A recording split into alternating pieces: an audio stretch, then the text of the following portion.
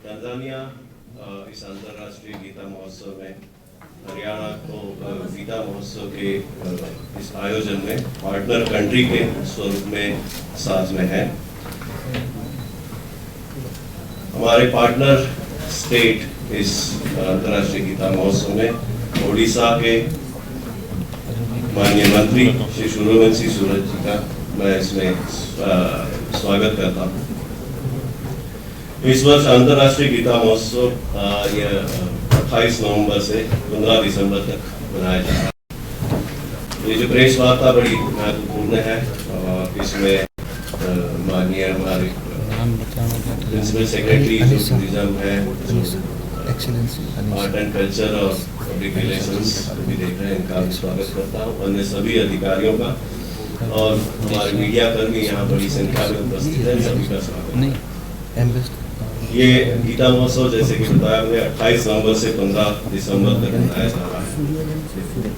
इस महोत्सव का आगाज वैसे तो 1989 से शुरू हुआ था और अभी वर्तमान सरकार ने वर्ष 2016 से इसे अंतर्राष्ट्रीय स्वरूप दिया। इसमें ये गीता महोत्सव अंतर्राष्ट्रीय स्तर पर भी मनाया गया है और से कनाडा पिछले साल श्रीलंका में भी मनाया गया था, लंदन, श्रीलंका, इंग्लैंड ऐसे कई देशों में इसका आयोजन अभी तक किया जा चुका है। मैं अभी अनुरोध करूंगा माननीय गीता मनीषी महाराज जी को कि वो प्रेस वार्ता को संबोधित करें। धन्यवाद।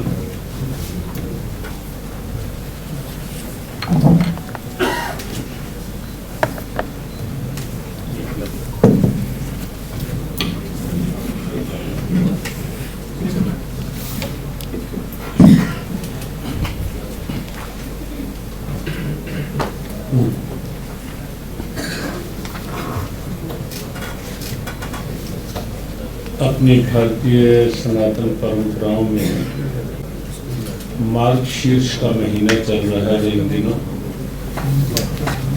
और ये महीना मार्गशीर्ष का वो है जिसे भगवान कृष्ण ने भगवद गीता में अपनी विभूतियों में स्थान दिया है। मासा नाम मार्गशीर्ष, महीनों में मार्गशीर्ष महीने।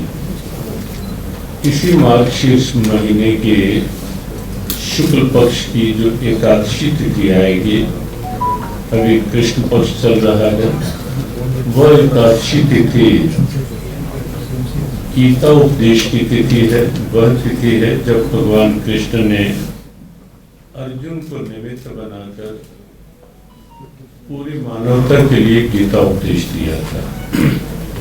इस वर्ष गीता जयंती पर गीता उपदेश के 5161 वर्ष पूरे हो जाएंगे, 5161।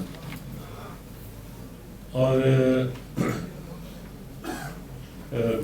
आज इस बार की गीता जयंती उत्सव जो हर वर्ष कुरुक्षेत्र में होता है और पिछले लगभग 9 वर्षों से अंतर्राष्ट्रीय गीता महोत्सव के रूप में चल रहा है। आज इस वर्ष की गीता जयंती उत्सव की पत्रकार वार्ता हमारे हरियाणा के पाक कर्मठ सेवा समर्पित मुख्यमंत्री शिवराज सिंह जी यहाँ हैं, जो पार्टनर स्टेट है इस बार का। हर बार एक पार्टनर स्टेट होता है, पार्टनर कंट्री। पार्टनर स्टेट के कल्चरल मिनिस्टर उड़ीसा के यहाँ हैं और तंजानियन एम्बेसडर यहाँ हैं। वो कुछ ही शब्दों में बात विस्तृत जानकारी आगे मुख्यमंत्री जी के द्वारा लेंगे।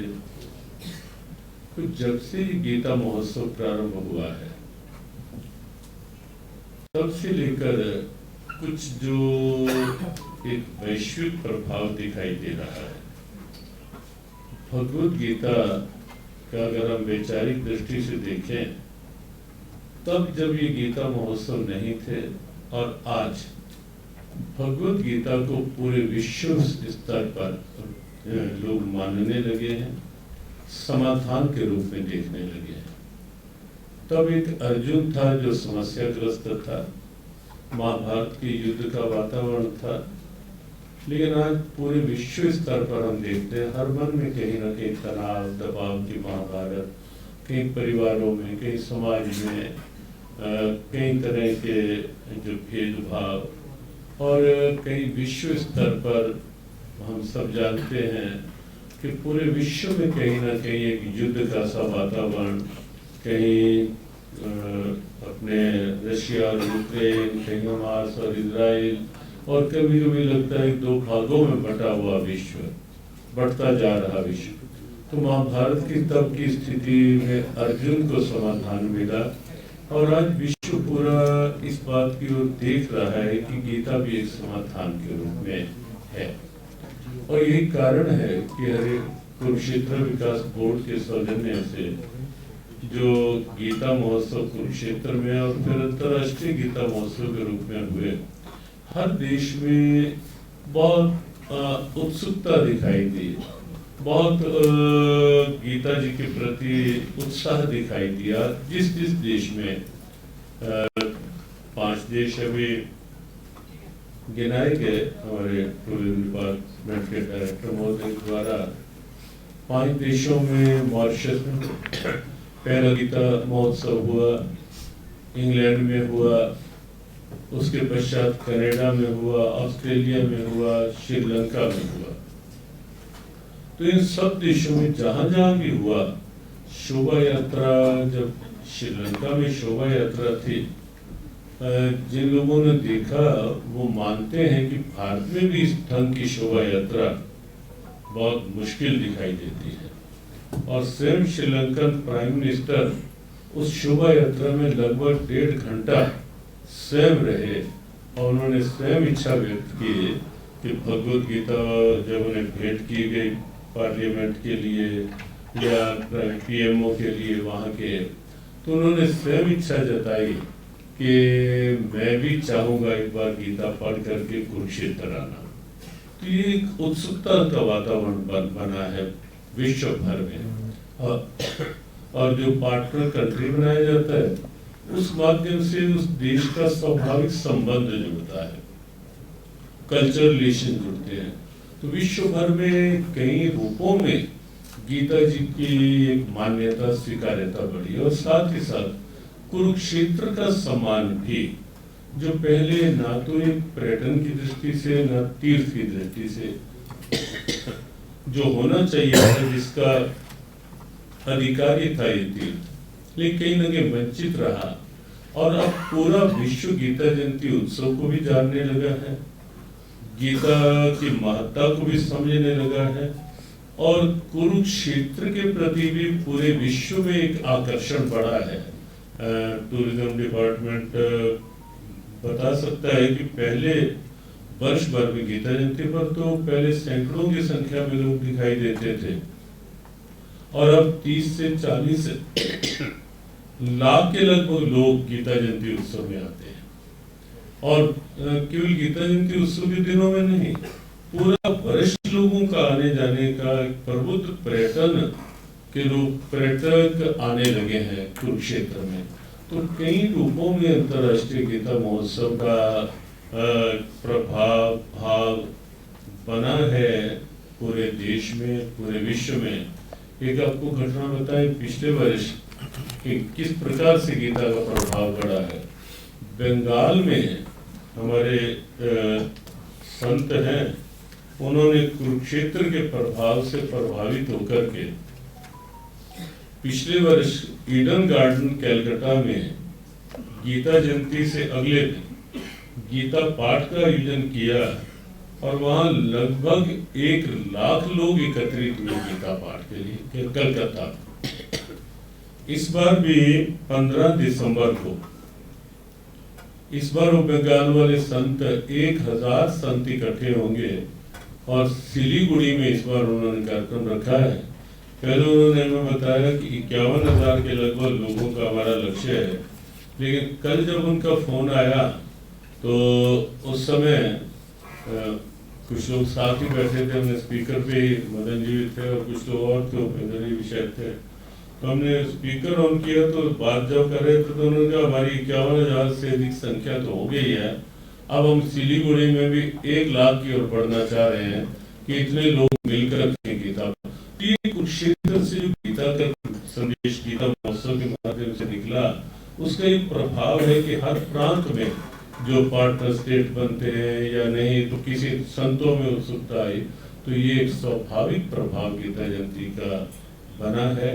और इस बार 28 नवंबर से 15 दिसंबर और मुख्य कार्यक्रम जो होंगे वो 5 दिसंबर से 11 दिसंबर तक, सरस मेला इत्यादि शुरू हो जाता है, 28 नवंबर को हो जाएगा, लेकिन मुख्य कार्यक्रम जो विधिवत प्रारंभ होंगे वो 5 दिसंबर को होंगे, 11 दिसंबर तक चलेंगे। उसमें एक दिन देश भर के प्रमुख संत भी आते हैं। कुछ सांस्कृतिक कार्यक्रमों की भी अब एक मर्यादाएं निश्चित की गई हैं कि सांस्कृतिक कार्यक्रम में केवल भारत झलके, केवल भगवान राम भगवान कृष्ण की परंपराएं झलके, महाभारत की कोई दिव्यताएं झलके, गीता जी के कोई तत्व सामने आए, उस ढंग के ही सांस्कृतिक कार्यक्रम हो। और कहीं राजनीतिक क्षेत्र से कहीं प्रबुद्ध लोग रहेंगे, सामाजिक क्षेत्र से, धार्मिक क्षेत्र से, और एक नया प्रयोग का बताकर शेष बात मुख्यमंत्री जी के द्वारा चर्चा सुनेंगे। इस बार पूरे देश के जो हमारे पौराणिक तीर्थ स्थल हैं, धाम हैं, ज्योतिर्लिंग हैं और शक्तिपीठ हैं, या भगवान की जो अवतरण स्थलियां हैं, अयोध्या है, वृंदावन है, तिरुपति बालाजी है, इस ढंग के जो देव स्थान हैं, प्रथम बार ये प्रयास हो रहा है कि वहाँ के मुख्य सेवाधिकारी कुरुक्षेत्र आए और एक साथ मिल बैठ करके, कि हमने जब अधिकतर से बात हुई तो लगभग अभी हमने मुख्यमंत्री जी संकेत किया कि 95% ऐसे दिखे जो आज तक कुरुक्षेत्र आए ही नहीं। तो हमें लगा कि जब ये सब कुरुक्षेत्र आएंगे तो उन तीर्थों के साथ हमारा सीधा समन्वय बनेगा, फिर ये कुरुक्षेत्र की तिरुपति बालाजी में बात करेंगे, अयोध्या में बात करेंगे, अन्य स्थानों में जहां जहां से आएंगे, तो एक सांस्कृतिक संबंध उस नाते से और दृढ़ बनेंगे और गीता जी के भावों का और हमारी सनातन गौरव का और अधिक सद्भावना पूर्वक हम उसे आगे बढ़ा पाएंगे। तो अभी इतना ही, आगे की बात मुख्यमंत्री।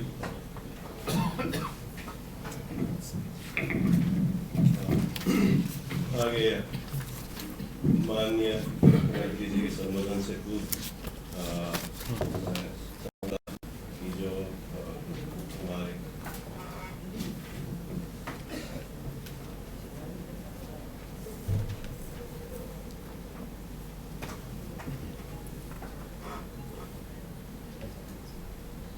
माननीय प्रधान सचिव महोदय से मैं अनुरोध करूंगा कि माननीय मुख्यमंत्री जी का बुके देके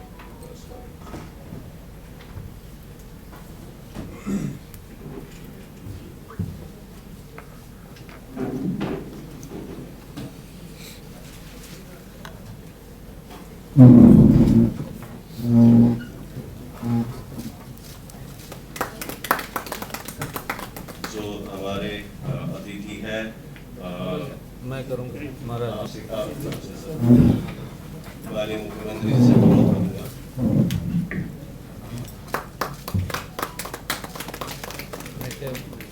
मैं माननीय मुख्यमंत्री से अनुरोध करूंगा कि हमारे एम्बेसडर जो है तंजानिया से,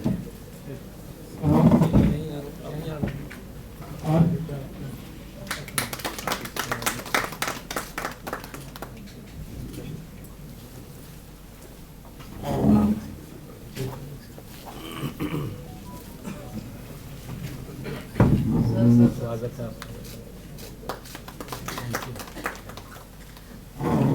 निमंत्रण भी दे दूं अभी? हाँ, निमंत्रण पत्र स्वागत के साथ साथ निमंत्रण भी हो जाए। हाँ, हमारे मुख्यमंत्री थैंक यू, थैंक यू।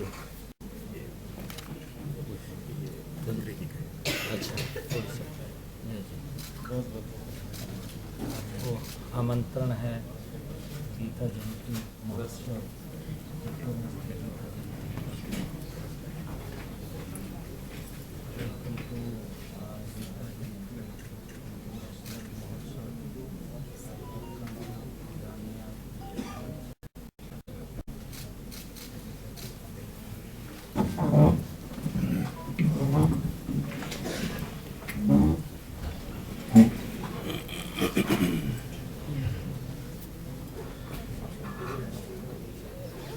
मैं अनुरोध करूंगा माननीय मुख्यमंत्री नहीं, एक जानिए कि मिनिस्टर 2 मिनट की तांजानिया के एम्बेसडर श्री तनीषा जी के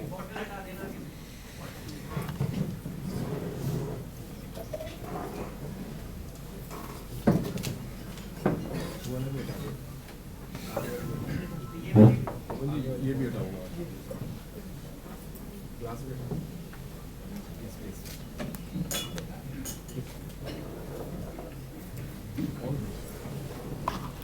Shri Nayab Singh Ji, Honorable Chief Minister of Haryana, 2 minute.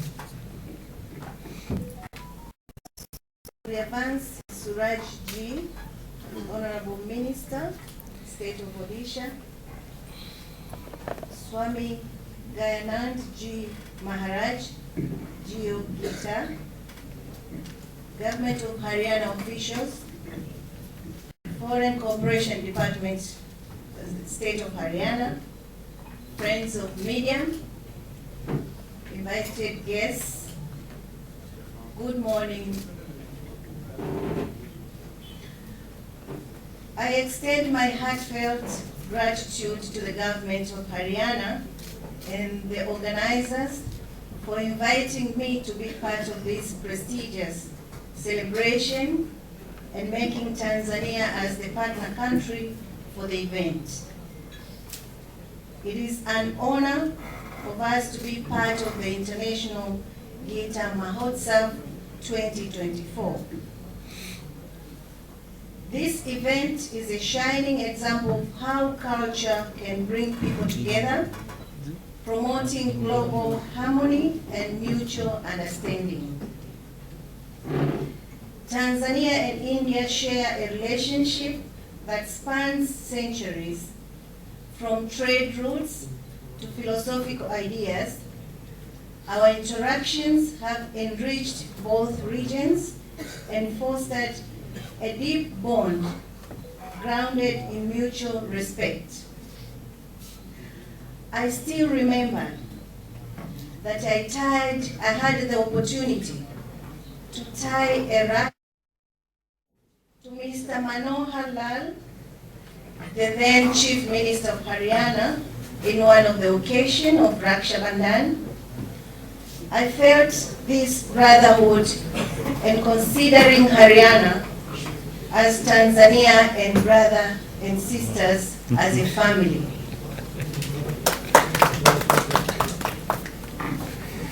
The International Gita Mahotsav beautifully reflects the enduring partnership between our regions. It showcases how cultural traditions can transcend borders and creating lasting connections. You recall that in 2023, in October, the President of Tanzania, United Republic of Tanzania, Dr. Samia Suluhu Hassan, made a state visit to India. In one of the meetings between Her Excellency Dr. Samia Suluhu Hassan and the Prime Minister of India, Shri Narendra Modi Ji, among other things, they had agreed to deepen cultural relations between Tanzania and India. The Gita Mahotsav is another opportunity to showcase how deep connection between Tanzania and India in terms of culture. And to strengthen this,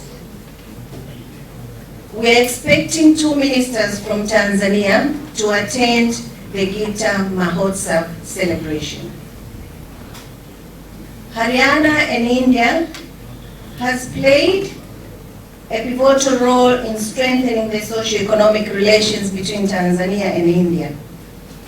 Initiatives such as the Haryana Africa Conclave and participation of Haryana in Dar es Salaam International Trade Fair have been instrumental in fostering collaborations and highlights the commitment to deepen ties with African nations, paving the way for meaningful exchanges. Haryana participation in the Dar es Salaam International Trade Fair has been a resounding success, as evidenced by the subsequent repeated visits by exporters and businessmen to Tanzania. These visits have resulted in importing of raw materials from Tanzania, over 50 container loads since the delegation visits to Tanzania, leading to a boost in the supply chains within the region.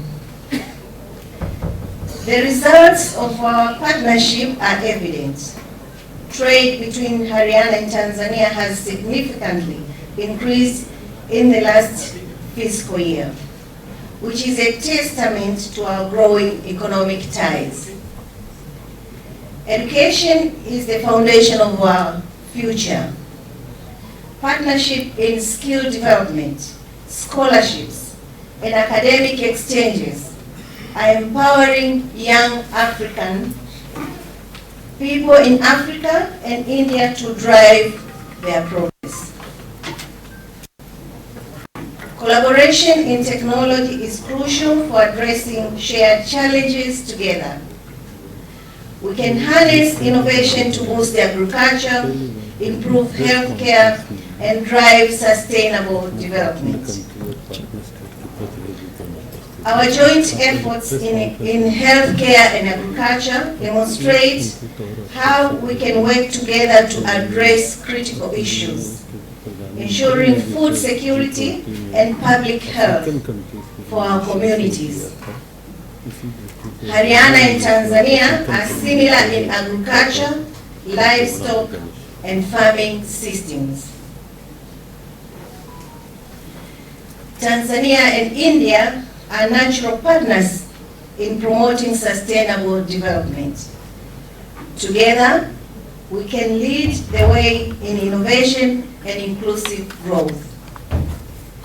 Youth are the architects of our future. By equipping them with the entrepreneurial and technical skills, we are preparing them to shape a dynamic and prosperous tomorrow. Africa's young and vibrant population offers immense opportunities. By investing in their education and skills, we are building a brighter future for both our regions. Events like Gita Mahotsav are more than celebrations. They are bridges that connect us, fostering deeper ties and mutual appreciation of our rich cultural heritage. And here I would like to add that in Tanzania is a home to the largest Indian community.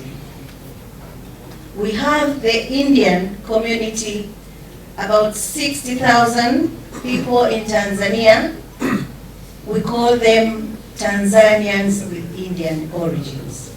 And we live together in peace and harmony. And we share the same culture. As it is evident, you can see in my hands, on my hands, I have the mehendi, this one, you can all see it, but also continues to have enduring relevance in the modern world. As we celebrate this Mahotsav, let us envision a future where Tanzania-Haryana partnership continues to grow, enriching both regions economically, culturally, and socially. Together, we can achieve remarkable milestones and will be able to change the global perceptions. I thank you for listening.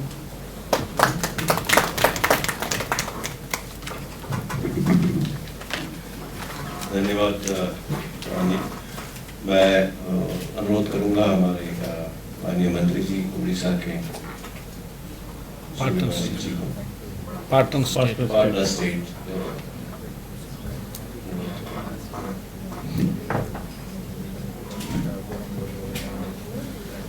अंतर्राष्ट्रीय गीता महोत्सव 2024 के ये जो press वार्ता,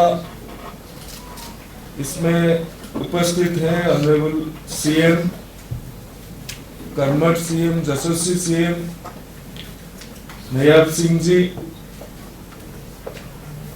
गीता के मनीषी स्वामी ज्ञानानंद जी महाराज जी, Tanzania के high commissioner और excellency Tanisha कपूपी जी और हरियाणा सरकार के सभी वरिष्ठ ऑफिशियल्स और पत्रकार बंधु, सभी को आज के ये अवसर पर स्वागत करता हूं और आपके माध्यम से पूरा हरियाणा के जो गवर्नमेंट है, माननीय मुख्यमंत्री हैं, इनके पास आभार व्यक्त करता हूं कि ये अंतर्राष्ट्रीय गीता महोत्सव में उड़ीसा को पार्टनर स्टेट के लिए न्योता दिया गया था और उड़ीसा के ऑनरेबल सीएम मोहन माझी जी इसके लिए कॉन्सेप्ट दिए थे। ये हरियाणा गीता का भूमि, गीता जी का भूमि कहा जाता है और उड़ीसा महाप्रभु जगन्नाथ जी का भूमि है। भगवान कृष्ण का अवतार महाप्रभु जगन्नाथ जी को भी माना जाता है।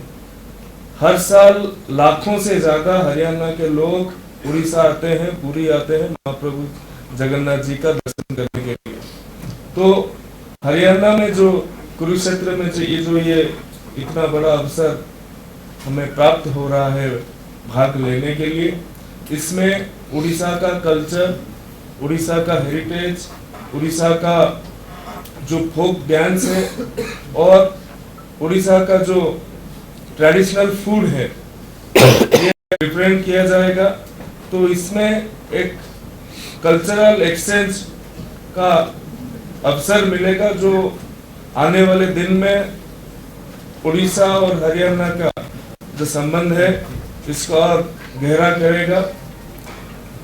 मैं अंत में ऑनरेबल सीएम जी के पास आभार हूँ कि उड़ीसा को इतना बड़ा अवसर और इतना बड़ा पावन अवसर मिला, इसलिए पूरा उड़ीसा के लोगों के तरफ से मैं सभी के पास आभार व्यक्त कर रहा हूँ। धन्यवाद।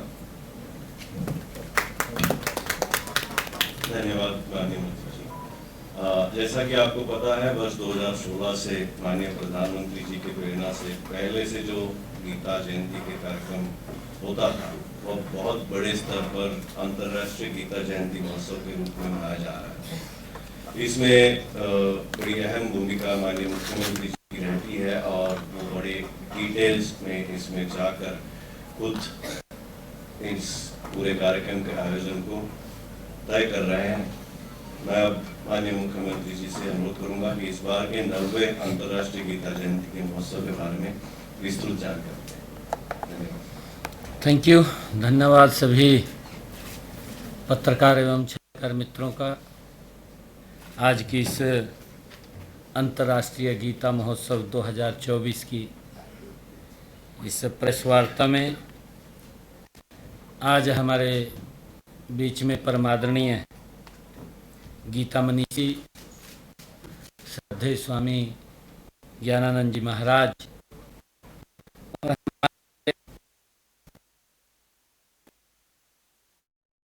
इस बार के 90वें अंतर्राष्ट्रीय गीता जयंती के महोत्सव 2024 में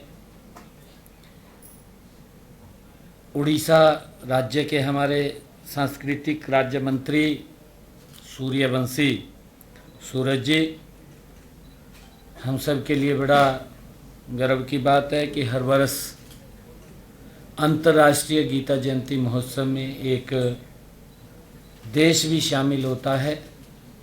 अब की बार हमारे इस अंतर्राष्ट्रीय गीता जयंती महोत्सव में यूनाइटेड रिपब्लिक ऑफ तंजानिया की हाई कमिश्नर एक्सलेंसी अनीशा कफूफी मबेगा जी यहाँ उपस्थित हैं।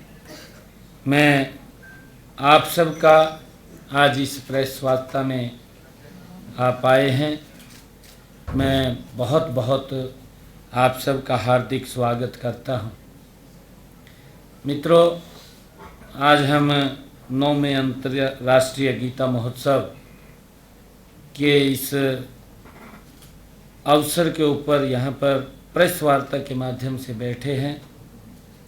मुझे खुशी है कि पहली बार मुझे ध्यान में आ रहा है कि अंतर्राष्ट्रीय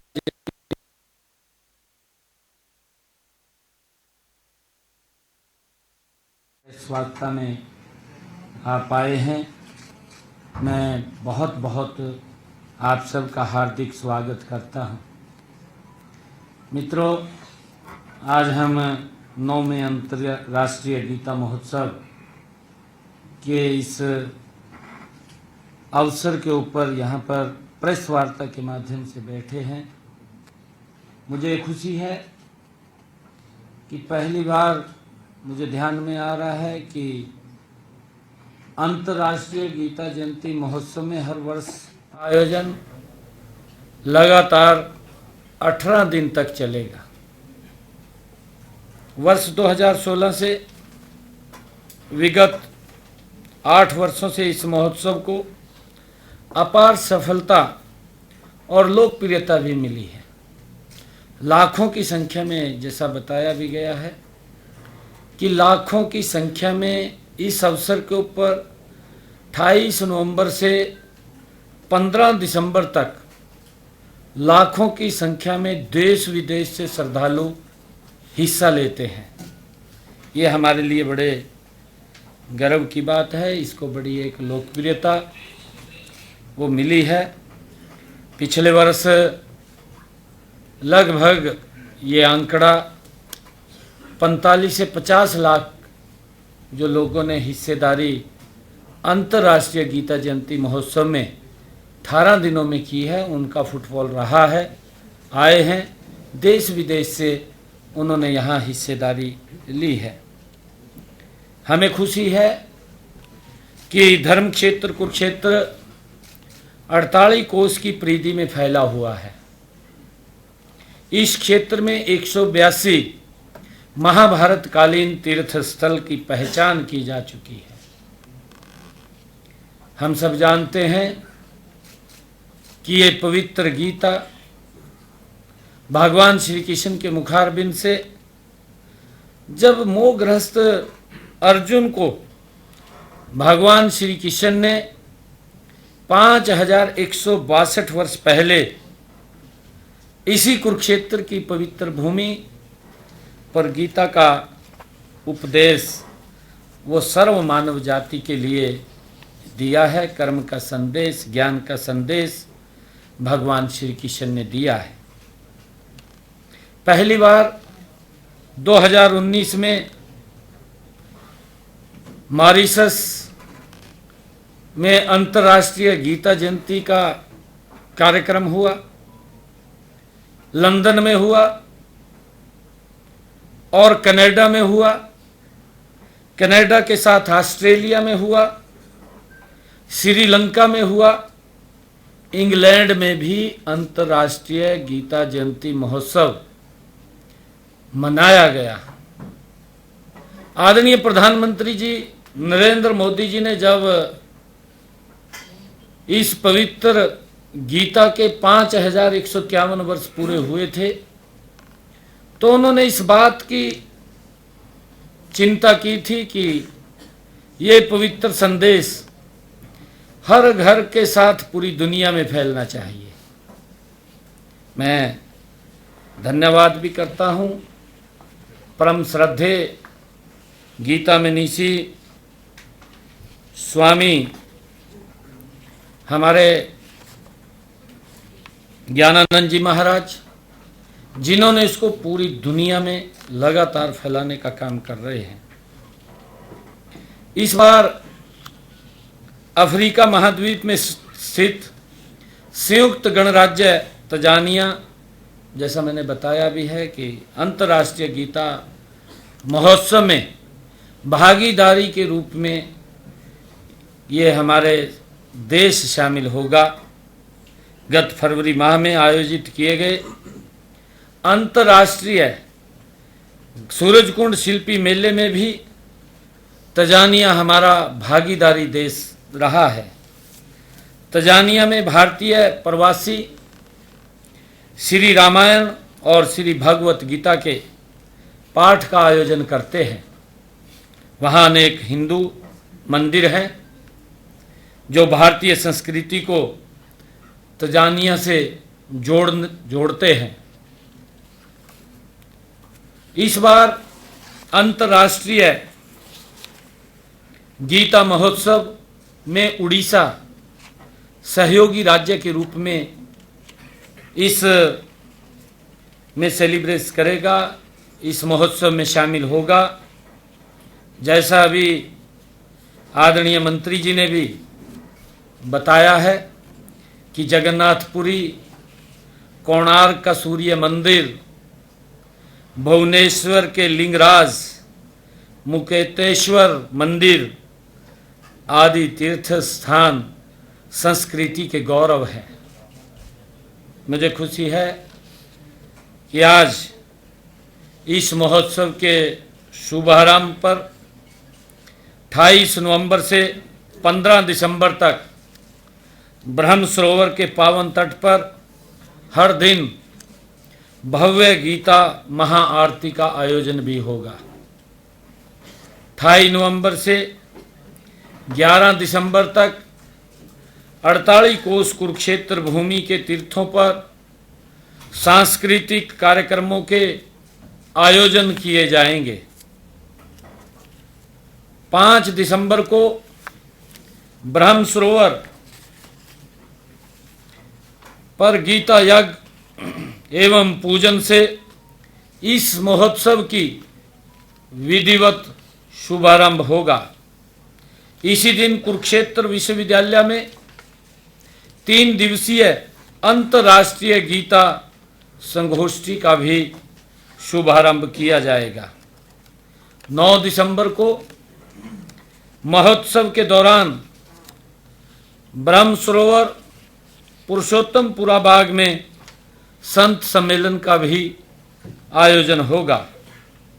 10 दिसंबर को ब्रह्म सरोवर के पुरुषोत्तमपुरा बाग में अखिल भारतीय देवस्थानम सम्मेलन आयोजित किया जाएगा। गीता जयंती के दिन 11 दिसंबर को ज्योतिसर तीर्थ पर गीता यज्ञ एवं भागवत कथा का आयोजन तथा 18,000 विद्यार्थियों द्वारा गीता का वैश्विक पाठ किया जाएगा। 11 दिसंबर को कुरुक्षेत्र विश्वविद्यालय में 48 कोस तीर्थ सम्मेलन, गीता शोभा यात्रा तथा 182 तीर्थों पर दीपोत्सव एवं सांस्कृतिक कार्यक्रमों का भी आयोजन किया जाएगा। हर वर्ष की भांति ब्रह्म सरोवर पर 5 से 11 दिसंबर तक गीता पुस्तक मेले तथा प्रदर्शनियां भी लगाई जाएंगी। जैसा अभी बताया भी है, हमारे जो पार्टनर देश हैं, जो पार्टनर हमारे राज्य हैं, उन्होंने बताया है कि जैसे शिल्प मेला और सरस मेला 28 नवंबर से 15 दिसंबर तक शिल्प एवं सरस मेले का भी आयोजन किया जाएगा, जिसमें तंजानिया की संस्कृति और वहाँ का कल्चर और उड़ीसा की संस्कृति और कल्चर और वहाँ के हमारे शिल्पकार जो अपने स्थान के ऊपर उन्होंने एक अच्छा कार्य किया है, उसको प्रदर्शित करने का भी हमारी इस संस्कृति और हमारे कल्चर के साथ मिलकर के वो मनाने का जो निर्णय किया है, उसका आयोजन भी 28 नवंबर से 15 दिसंबर तक वो आयोजन किया जाएगा। आगे भी सभी हरियाणा के सभी जिला मुख्यालयों पर 9 से 11 दिसंबर तक सांस्कृतिक कार्यक्रम आयोजित किए जाएंगे। मुझे खुशी है कि मैं अंतर्राष्ट्रीय गीता महोत्सव के आयोजन में सहभागिता हेतु समस्त हरियाणा वासियों तथा देशवासियों को आह्वान करते हुए सभी के मंगल भविष्य की कामना करता हूं। आशा है कि आप सभी इस महोत्सव के अवसर पर श्रीमद् भागवत गीता की स्थली कुरुक्षेत्र, धर्म क्षेत्र कुरुक्षेत्र में पधारने की कृपा करेंगे। मैं आप सब पत्रकार एवं छायाकार मित्रों को भी, सहपरिवार आप सबको भी धर्म क्षेत्र कुरुक्षेत्र अंतर्राष्ट्रीय गीता जयंती महोत्सव में पधारने के लिए आप सबको भी आमंत्रित करता हूं। मुझे खुशी है कि आदरणीय प्रधानमंत्री जी ने G20 सम्मेलन में जिस प्रकार से अफ्रीकी देशों को महत्व देने का कार्य किया है, और उसी प्रकार हमारे हरियाणा ने भी तंजानिया को इस अंतर्राष्ट्रीय गीता जयंती महोत्सव में आमंत्रित किया है। उन्होंने हमारे इस आमंत्रण को स्वीकार किया है। मैं तंजानिया और उड़ीसा के वहाँ के सभी प्रमुख हमारी एम्बेसडर्स तंजानिया से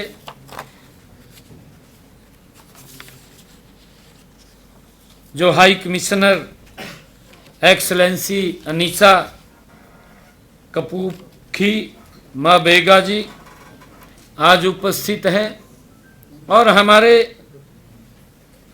उड़ीसा के सांस्कृतिक कल्चर मिनिस्टर सूर्यवंशी सूरज भी आज उपस्थित हैं। मैं इनको इस आमंत्रण स्वीकार करने पर बहुत बहुत बधाई और शुभकामनाएं देता हूं। हमारी अनीसा जी के बारे में विशेष बात यह है कि वे अलीगढ़ विश्वविद्यालय से पढ़ी हैं। हमारे हरियाणा देश के अलीगढ़ विश्वविद्यालय है, इनकी पढ़ाई वहाँ से हुई है, और भारतीय संस्कृति को बखूबी समझती भी हैं, क्योंकि तंजानिया के बहुत सारे बच्चे अभी भी हमारे विश्वविद्यालयों के अंदर यहाँ पढ़ाई कर रहे हैं, जो एक संबंधों में भी हमारी प्रगाढ़ता आएगी, हम और नज़दीक जाएंगे। इससे एक बड़ा लाभ भी दोनों देशों को आपस में जो हमारा प्रेम है, भाईचारा है, वो और प्रगाढ़ होगा। इनकी एक विशेष ये बात थी जो मैंने आप लोगों के बीच में रखी है। तंजानिया के साथ हमारा रिश्ता भी बहुत पुराना है। तंजानिया में हरियाणा के 2 बार डेलीगेशन गए हैं, जिसमें बिजनेसमैन, किसान और कई तरह के ट्रेडिंग का काम करने वाले लोग भी शामिल रहे हैं। तंजानिया अफ्रीका का गेट ऑफ वे है। तंजानिया के साथ हमारा आर्थिक रूप से और सामाजिक रूप से गहरा नाता है। यह अंतर्राष्ट्रीय गीता महोत्सव तंजानिया और हरियाणा के साथ साझा प्रोग्राम के रूप में और इससे हमारे दोनों देशों की भागीदारी और रिश्ते सुदृढ़ और मजबूत होंगे। इसमें तंजानिया के संबंधित मंत्री भी इसी कार्यक्रम में अपनी भागीदारी सुनिश्चित करेंगे। हम तंजानिया के इस निर्णय की सराहना करते हैं। इन दिनों मैं तंजानिया के लोगों को हरियाणा को गहराई से समझने का भी अवसर मिलेगा। हमारा विदेश सहयोग विभाग इसमें एक सूत्र का काम करता है। कुरुक्षेत्र डेवलपमेंट बोर्ड के साथ मिलकर हमारी टीम ने इस भागीदारी को सुनिश्चित किया है। आज excellency high commission of Tanzania Anisa ji हमारे बीच में उपस्थित हैं। ये किस प्रकार से सांस्कृतिक रूप से बच्चों को और वहाँ के कलाकारों को जोड़ रही हैं और इसके साथ साथ परस्पर एक म्यूचुअल अंडरस्टैंडिंग किस प्रकार से मजबूत हो रही है, ये बहुत ही आकर्षक और देखने लायक होगा कि हरियाणा तंजानिया एक जैसे ही हैं। Thank you.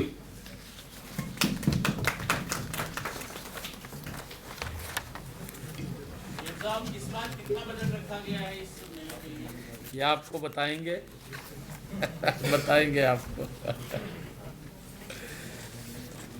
की दफा जी जिस तरह से हर साल किसी न किसी कंट्री में करते हैं, तो हुआ है तो वो जब तय होगा तो बताएंगे। होता है किसी न किसी देश के अंदर वो तय होता है, और महाराज जी जब उसके अंदर इनका समय जब होगा तो वो समय के ऊपर होता है मेरे ख्याल से, जब महाराज जी करते हैं। अगले वर्ष जुलाई अगस्त के लगभग होगा। महाराज जी एक प्रश्न सुनाओ, ये गीता का जो संदेश पूरे विश्व में हमारी ये संस्कृति जा रही है मेले के माध्यम से और महोत्सव के माध्यम से, तो मैं ये जानना चाहूँगा थोड़ा कि क्योंकि लाइव चल रहा है, थोड़ा संदेश देंगे कि गीता का संदेश क्या, कौन सा पाठ जो है गीता का हमें करना चाहिए जिससे बहुत परिवार। और वास्तव में भगवद गीता बिना किसी भेदभाव के, कोई जाति वर्ग वर्ण का भेद नहीं। अर्जुन आपको दिखा रहे थे चंडीगढ़ से, जहां पर प्रेस कॉन्फ्रेंस की गई। 5 से 11 दिसंबर तक गीता पुस्तक मेले का आयोजन किया जाएगा। शिल्प और सरस मेले का भी आयोजन होगा, जहां मुख्यमंत्री नायब सिंह सैनी ने संबोधित करते हुए कहा कि गीता महोत्सव हमारे लिए गर्व की बात है। 18 दिनों तक लगातार गीता महोत्सव का आयोजन किया जाएगा।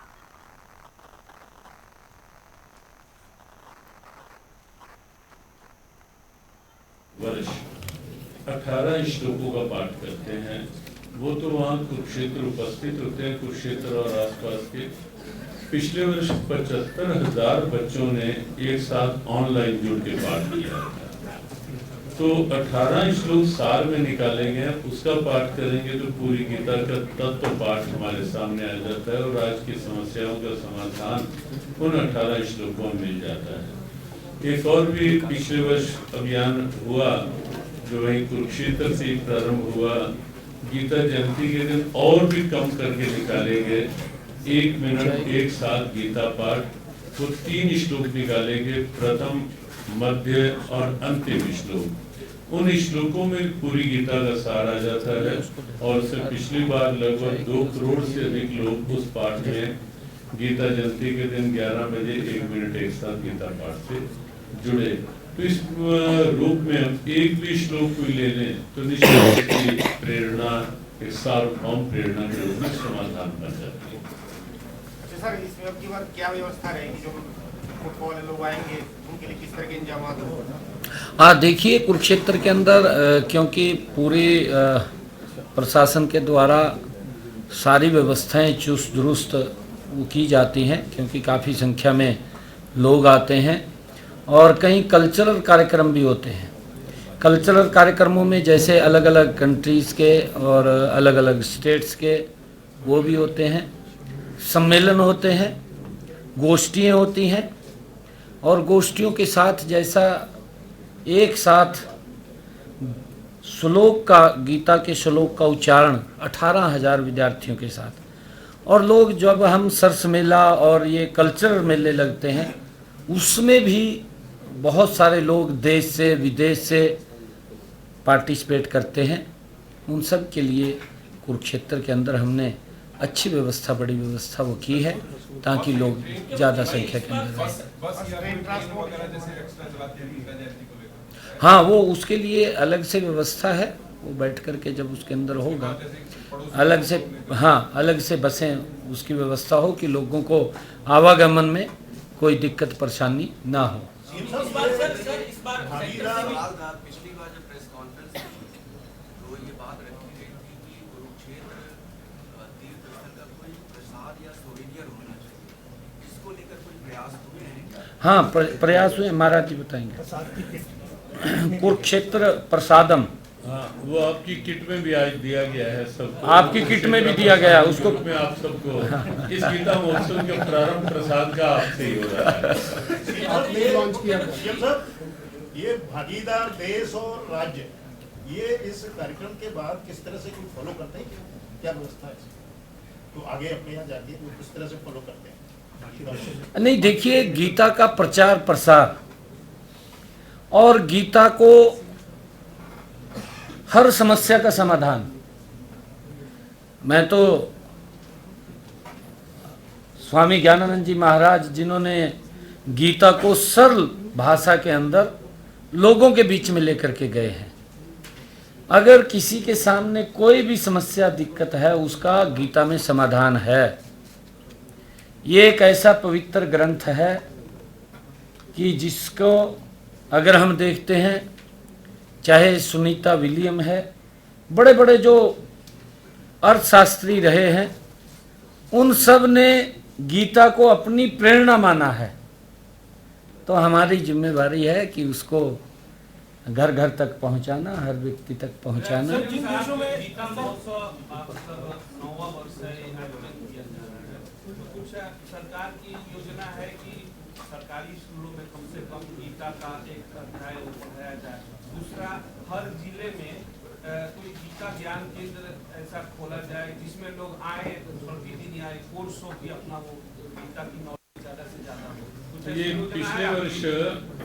पिछले वर्ष शिक्षा में अभी प्रारंभ किया गया था कुछ साल, 5वीं तो 5वीं तक कुछ थोड़ा आगे, 6ठी से भी कुछ और, तो इस वर्ष उसको और विस्तारित करके किया जा सके बच्चों के अनुरूप ही, कि बच्चों के स्तर पे गीता कैसे उपयोगी है, उस अनुरूप शिक्षा में और अधिक अच्छे से हो। तो इस वर्ष हमें लगता है कि हरियाणा शिक्षा विभाग जो है उस पर और अच्छे से उसको करेगा। पिछले वर्ष प्रारंभ कर दिया गया था। और जहाँ तक आपने कहा कि हर नगर में गीता ज्ञान के कुछ ऐसे हर जिला स्तर पर हों, तो वो भी एक अच्छा विचार है कि संस्कार शालाओं के रूप में गीता जी के ऐसे मंत्र हों और जिला केंद्रों में, और वहाँ से कुछ आगे बच्चों तक पहुँचे। तो ये हमें लगता है अच्छा सुझाव है। एक आखिरी सवाल सर, जिन देशों में आयोजन किया गया है गीता जयंती का, जो भी 4 देशों में किया गया, आगे भी किया जाएगा, तो उन देशों के कुछ लोगों की जिम्मेदारी जो है वो लगाई गई होगी आयोजन को लेकर, जो लोग आयोजित करेंगे, तो पूरा साल गीता का प्रचार प्रसार उन देशों में हो सके, उसके लिए क्या योजना है प्रबंध करने की? हाँ, उसका हम बताएं कि जैसे इंग्लैंड में गीता महोत्सव हुआ, उसके पश्चात क्योंकि सरकार ने एक पहल कर दी, वहाँ एक अंकुरण हो गया।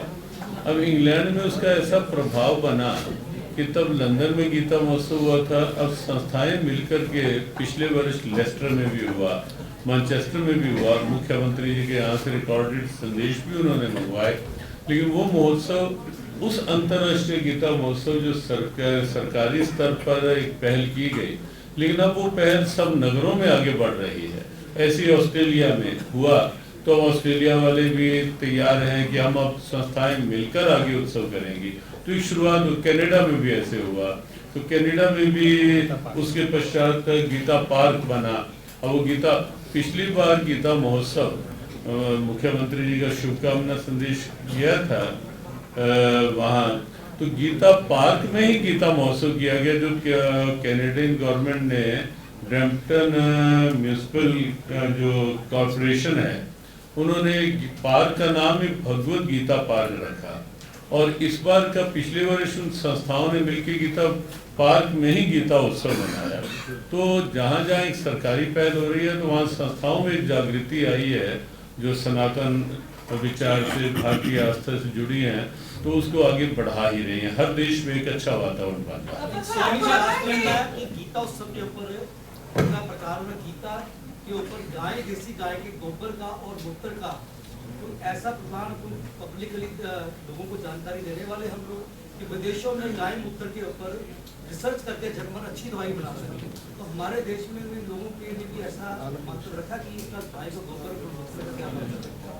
हमें लगता है कि वर्तमान जो सरकार बनी है, इससे पूर्व चुनाव से पूर्व पंचकूला में इंद्रधनुष जो स्टेडियम है उसमें एक बड़ा सम्मेलन मुख्यमंत्री जी ने आमंत्रित किया था और लगभग पूरे प्रदेश के 1,500 से अधिक गौ सेवी गौशालाओं के प्रतिनिधि आए थे और इस संबंध में घोषणाएं भी हुई थी और उनका क्रियान्वयन भी मुख्यमंत्री जी बताएंगे, प्रारंभ भी हुआ है। और हमें लगता है कि वो सब इस वर्ष गीता के साथ साथ गौ माता के लिए भी कुछ समाधान पर प्रयोग होंगे मुख्यमंत्री जी।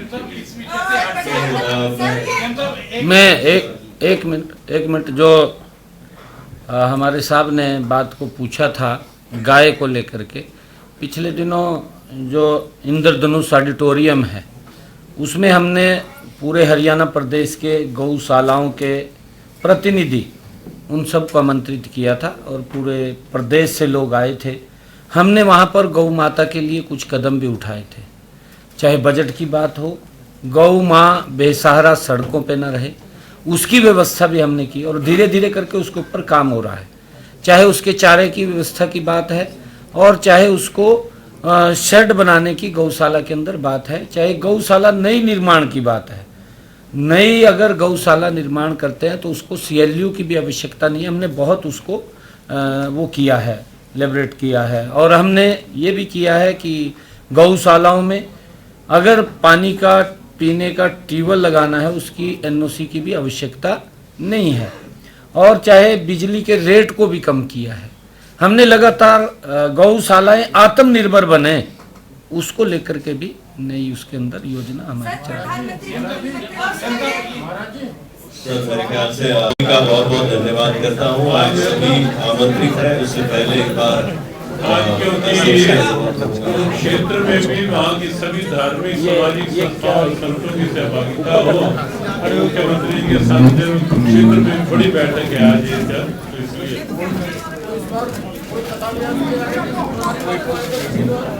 संत बहुत से आ रहे हैं, स्वामी रामदेव जी, स्वामी विवेकानंद संत आ रहे हैं।